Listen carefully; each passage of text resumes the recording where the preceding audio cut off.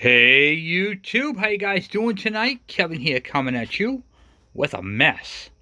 Oh yeah, and we're gonna get into it tonight. So I just want you guys to know that I do read your comments and I do think about what you guys say. Okay, and part of that striked up this video. And well, let me get you guys in the stand. But before I do, please hit that subscribe button and hit that bell icon so when I post a video, you guys are guaranteed to get it. All right, let me get you guys in the stand and we're going to crack-a-lackin'. All right, so got you guys in the stand and we are going to start talking about ignition systems. Now, I had made a statement that you can't check the points with a multimeter. You can, but it's really just pointless. Okay? No fun, no pun intended, pointless, you know what I mean? I'm going to talk to you guys a little bit about why it's useless on these particular bikes. Okay? Now, not all bikes. Some bikes, like the TS125, the DS80 points, the early one, yeah, you're going to want to use a what do you call it there? A multimeter. But for the KEs, the KMs, the KDs, the trail bosses, it's a waste of time, pretty much. Here's why. Okay, so let's get into it. All right, here is your basic plate. You have two charge coils. Oh, actually, the two thicker ones. Yep. So you got the two charge coils and the power coil. So let's see which one's which here. Blah blah blah. That right there is charge, and the other one's all right. So ignition right here. Ignition. So we have ignition, which is the fine windings, your condenser, and your points. All right. So, ready? The reason why you don't use one of these on that particular style is because the plate itself, see how it's got two holes? They are fixed. Okay? So basically, you take your points, your feeler gauge, you set your points. The book calls between 12 thousandths and 14 thousandths. I go for the middle, 13, and you are done. That's it. Period. You have to adjust it through the window. Now, you would want to do it with this if you had to move your plate, if on the like the Suzuki DS80, the early ones, or even the one that I have now has slotted plates for timing, and you're going to want to adjust your dwell. And in the book, there is a setting for dwell. What is dwell? Dwell is the amount of time that the points stay open for. Okay? And on those bikes, it's critical. On these bikes, you cannot adjust your dwell. The only thing you can adjust is your points open and closing. There's only one adjustment here. These bikes have been made very, very simple. They are the most simplest bikes you could possibly get, and the reason why they are the hardest to understand is because people don't know these bikes. They know newer bikes. And when you put that newer technology in someone's head, they don't understand how these work. Okay, so we're going to talk about that tonight. So this coil right here is your generator coil for your points. This is where all the magic happens. This right here makes the power, the electricity. Okay, you have your condenser and you have your points. That makes up your magneto and of course your magnets and your cam. Okay, so a couple of things you're going to want to know tonight is if you have a no spark issue. First, no spark, first thing you want to do is go buy one of these. Here's the part number right there, blah blah blah. Okay, it's a points and condenser kit. You're going to want to install both of these. I have videos on how to do that. And you're going to want to always replace your brand new plug. Okay, so these are your tune-up kits. This is what a tune-up is. Spark plug, points, and condenser. That's it. Okay? You don't need to add solder to it. It's got enough solder right there in that little ball, that little dot right there in the center. So the longest one clamps over and holds your wires in place. The bottom, the thin one, is what does your connectors. The other thing too, and I've mentioned this on many videos, see the black ring that goes around it? You don't want to make the solder touch the outer case. That's it. So what is a condenser and what does it do? Because this thing, I can't understand how it works, so that's what I'm going to tell you. So for that, I'm going to show you guys something really quick here. Okay, so this coil right here is making the electricity, and when these points touch, now that's a ground, this is hot. So this part that moves up and down, that's hot, that's got power to it. And then the base is ground. So you get ground and positive touching together. It's going to spark. It's going to make an arc. So to show you what that's like, that's making power, no different than a battery. And then when these two touch negative to positive, you're going to get sparks. Okay, so with that said, put this down for a second. The condenser is nothing more than a shock absorber. So if you ran your engine without one of these, every time that thing touched, it's going to be blowing sparks. What that's going to do is it's going to wear this out, probably within a couple miles. It's just going to arc it. It's going to make it stick together. It's going to overheat. It's going to be a mess. This takes that spark away. So when it touches, it's a gentle touch. It's just touching. You might get a tiny blue spark, but nothing that's going to be arcing, like heavy arcing. Okay? One of the ways you can tell that this is bad is when you look and you inspect your points. If you see the contact part is circular, okay? If you can see that, how round it is, okay? There'd be like ash in the middle, okay? And it would build up like a cone, okay? That means that this is wearing out. And also, too, you'll have a little bit of sputtering, all right? So that's another sign that the condenser is bad. And if they short out completely, they can create a no spark, okay? So, your points and your condenser are married. Make sure you keep them that way. Don't want a divorce. All right, so we got brand new points, brand new condenser. Now, what was the other thing I wanted to talk to you guys about? Backfiring out the intake or backfiring out the exhaust. Bang, bang, bang. Okay, what causes that? That is a common problem with sticking points. So here is an old pair of points right here. And when I go to move them, they don't feel smooth. So when you grab this bottom right here, this is the part where the cam, this cam right here, this cam lobe, okay, it's like an egg shape, opens and closes these. And when I open this up, it's smooth right here, but when I get up to here, it's hard, okay? This pin right here, on the inside, right up in here, has got some corrosion on it. That corrosion causes these points to not to open and close properly. When that happens, it gives you an intermittent spark, which if it decides to close after the cam passes it, because there's a whole duration on this of flatness, and on that duration of flatness, it's on another stroke. Could be the intake, could be the exhaust.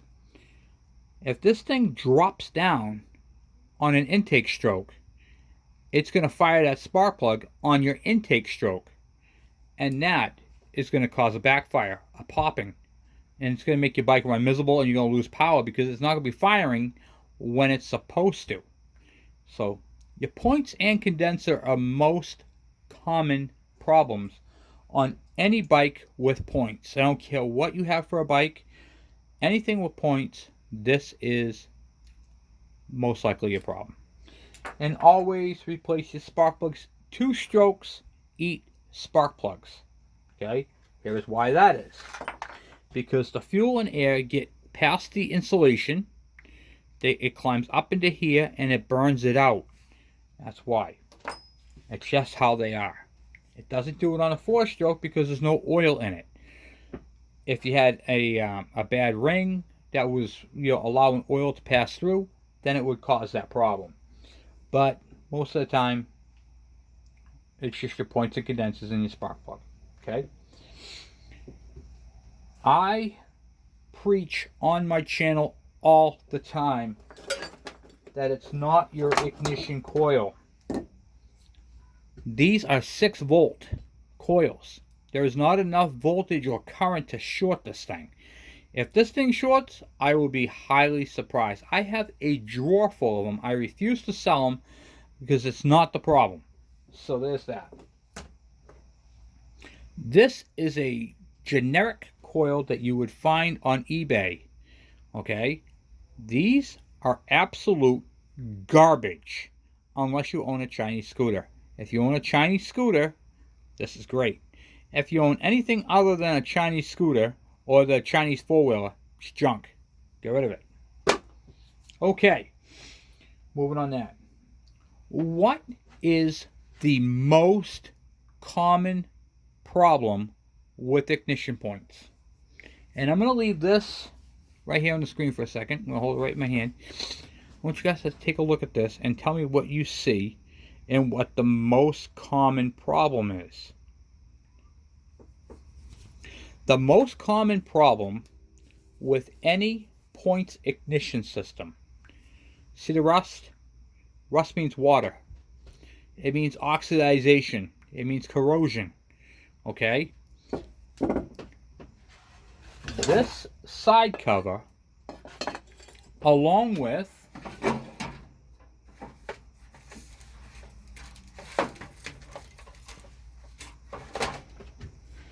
its gasket, are the 2 most important things to keeping the condensation, the moisture, and all that out. Make sure that your cover is installed and is not leaking. Dirt, debris, moisture all create condensation. It creates moisture. Moisture turns to rust. You end up with sticky points, corroded points, and oxidation. Okay? This is probably the most important part in your bike's ignition system, unless you have CDI, and CDI don't care about condensation, moisture, or any of that. But points ignition requires a gasket or RTV silicone. You must use them. It's a must, because you're going to have that problem. The other thing that prematurely wears points out is rust on the cam lobe. Okay? Rust on the cam lobe will cause pitting, and it will chew away the lift here. The little lifter arm right there. See it? Right there, that opens and closes it. If there is rust on that wheel, right there on that cam, it will prematurely wear this out, and it will close your gap. And when that happens, you'll be like, oh, I got no spark, but I just changed my points. Well, you didn't clean your cam. That's one thing. That's another part. And the other thing is to keep that cam from overheating and melting, because don't forget, that cam is spinning at what 12,000 RPM, more, maybe 14,000 RPM, and it's rubbing on here, but there's no lubricant. That is where this felt is. This felt rides on that cam, and when you put your oil on that felt, it lubricates this and keeps it cool and stops it from wearing out. There's a couple of things right there for you. Now, if you have a bike and you want to check your ignition timing, how do you check ignition time. How do I know that my bike is firing properly? Okay, I'm going to show you guys a little trick, and I'm actually going to do this on a separate video, but I'm going to show you the fundamentals of it now. So let me get this stuff cleaned up real quick, and I will be right back. Alright, so here you have a points ignition on a KE100 motor, and I'm going to tell you guys how you can check your ignition system. You're going to need your car or just a regular 12-volt battery. Yep, you heard me right, 12 volts. So I got my test battery right here. Alright, let me pan you guys out. Okay, there's my test battery right there. And you're going to need one of these doohickey thingamajiggy thing you watch it, called a timing light. And what this is it's a strobe light. So you can't use a regular strobe light. You have to use an automotive style strobe light. And this particular strobe light does not have any other settings other than on and off. This is auto zone. You can pick these up at AutoZone, Advanced Auto. There's the part number up top there, the CP7527. And then what you're going to do is you are going to connect it to your bike. So you're going to hook your negative and positive right here up to, and I'm going to do a video on this, probably do it tomorrow night, and show you guys how it works. But you're going to hook it up to the battery. And then you're going to take this clamp right here, and this clamp goes on to, just clamps over your coil, your ignition coil that's up to your spark plug. And then you start the bike. Now how it works, alright, is on your flywheel. See this little timing mark right here? So what I use a paintball marker. See if I can find one real quick.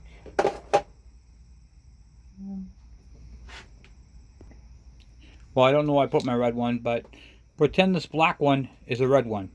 You make your line on your timing marks, okay, which is already on your flywheel. It's already stamped into it. And then you mark your block. Right there. See how I made it in red? Alright. So then, you take make sure you take your cover off first. You can't do this with the cover on. Start your bike and let it warm up, let it idle. And all you got to do is take your timing light and you flash it at the strobe, and what will happen is every time this strobe light flashes, that indicates that your spark plug just sparked. And what that will do is it will flash on the light, and it will make this look like it's not even moving. This right here will look like it's not even moving. And then you'll see these two timing marks lined up. Okay, so you know, like when a strobe light just slows everything down? Same thing. It makes it look like it's not moving, and you'll see your timing marks will be right on every time it passes. Okay? And that is how you can tell your timing. Now understand that on this bike you can't adjust it. It's just fixed because the plate doesn't move. On a DS80 or one of those bikes, the backing plate has screws, and you can rotate the backing plate like you can a distributor on a car, and it will change where the spark fires. Okay, that's what that is. So you can't change it on these. They're fixed. Alright, so let me get this picked up here real quick. Some of the tools that I use are everyday tools. This right here is a spark tester, and you just clamp one end onto your spark plug and the other end into the coil wire, and then this right here will flash when you get spark. They have this style right here, which clamps onto your cylinder head. Let me grab the cylinder head real quick. You take a cylinder head and you just clamp it on like that, and you hook your coil wire up to it, and you'll see the spark jump. So there's that one. Then there's this style right here, which is a 3-point one, which you can actually adjust to see how far the spark can jump. And this is a 3-point coil test to check and see if the integrity of the coil is good. These are a few ignition system tests that I do on bikes to determine what the problem is. You don't even have to do anything that fancy. A good old-fashioned way is just to pull your spark plug out, plug it in, and rest it on top of the cylinder head, and you'll see a spark. And that will tell you if you're getting spark or not. I mean, it's real simple. I use the fancy tools at my disposal because I don't always trust that spark plug. It's been an engine that's been firing, and I recommend you don't either. So if you can get one of these are cheap. They're like 10-15 bucks. It's worth having, and you'll use it on all kinds of things. This is like 70 bucks. You don't need to buy anything like that. Just a cheapie. They come in many different other versions too. So hopefully this helped you guys out with your ignition systems. And remember, I have other videos on ignition systems, ignition talks, and all that type of stuff. And when I see people comment, I try to answer them. And some people are just mean about it. But that is the reason why you don't use a multimeter on these bikes. You can, but realistically, it's what do you call it there? Field gauge, set it, and forget it. All right?